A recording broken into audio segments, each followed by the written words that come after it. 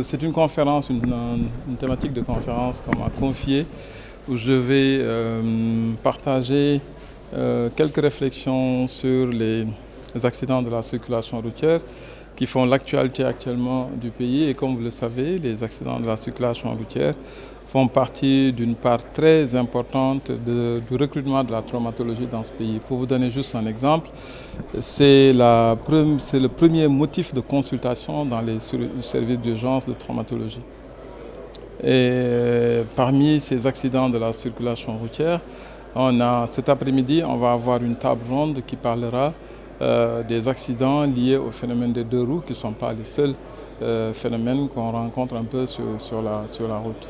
Non, le terme de négligé n'est pas un terme galvaudé, ce n'est pas moi qui l'ai dit, c'est l'OMS qui a dit que la problématique des accidents de la circulation est un problème de santé publique parce que ça intéresse une population importante et c'est parce qu'également il y a une mortalité très importante, c'est 1,2 million de décédés par année dans le monde, mais également surtout, ça c'est la mortalité, une morbidité extrêmement importante, c'est près de 50 millions de personnes qui vont présenter à l'issue de leurs blessures des handicaps et des séquelles.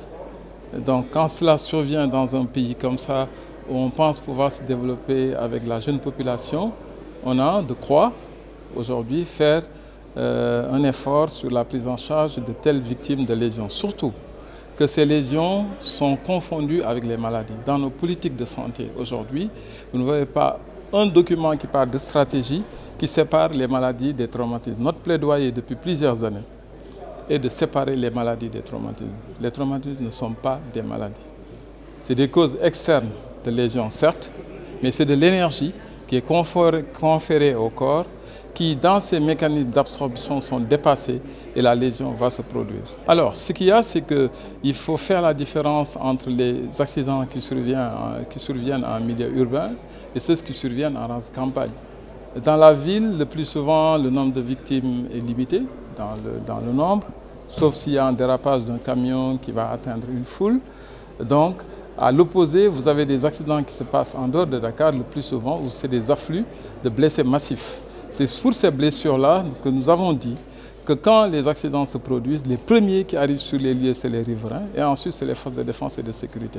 Donc, dans la stratégie de prévention, nous devons prendre en compte cette dimension-là et essayer d'augmenter en secourisme, de capaciter ces populations à aider les personnes qui sont incarcérées, qui sont blessées lors de ces accidents.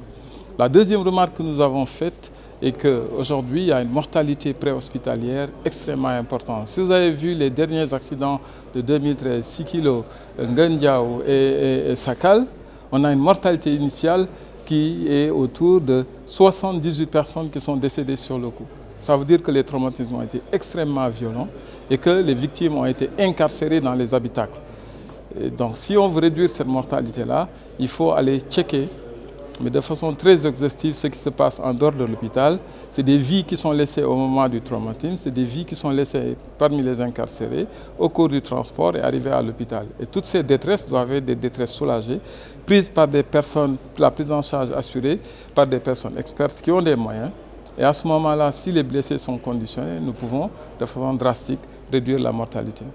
Non, en réalité, c'est que dans nos politiques de santé, nous connaissons les maladies transmissibles et non transmissibles. Notre vœu, nous, traumatologues, c'est de dire aujourd'hui que dans la vie de l'individu, ce qui peut entraver sa santé, c'est la maladie, certes, mais c'est également ce qu'on appelle des traumatismes, dont je viens de définir ce que c'est qu'un traumatisme.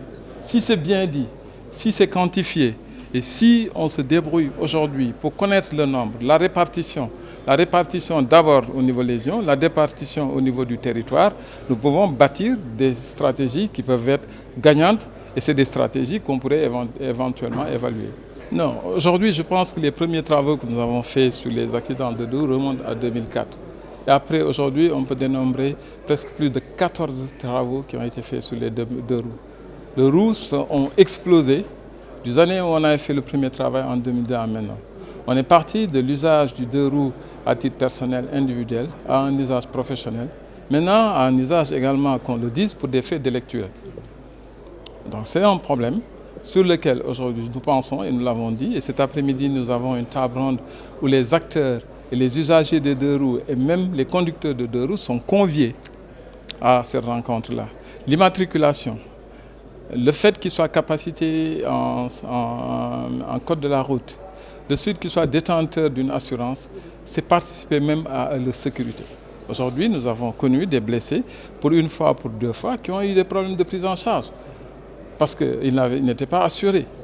Et au-delà maintenant de cette action, si par extraordinaire, il y en a parmi eux qui veulent l'utiliser à des moyens ou à des faits commerciaux, je pense qu'il faut aller vers l'octroi de licences pour ces personnes-là et que leur nombre dans le temps et dans l'espace devrait être, à mon avis, discuté. Mais tout ça ne peut se faire que dans le cadre d'une concertation, dans la responsabilité. Les conducteurs de deux roues ne sont pas des Sénégalais à part, c'est des Sénégalais comme tout le monde.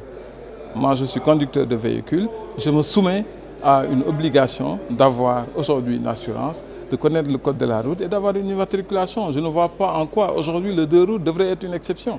Maintenant, économiquement, on comprend très bien la situation. C'est pourquoi d'ailleurs la table ronde a été appelée un mal nécessaire. Un mal parce que nous avons des jeunes frères, des enfants qu'on peut perdre lors de ces accidents, mais qui peuvent aussi être blessés. Mais c'est nécessaire parce que c'est la problématique des deux roues, quand on le voit sur le plan commercial, a été une réponse aux échecs de la politique d'emploi des jeunes et de nos politiques de jeunesse.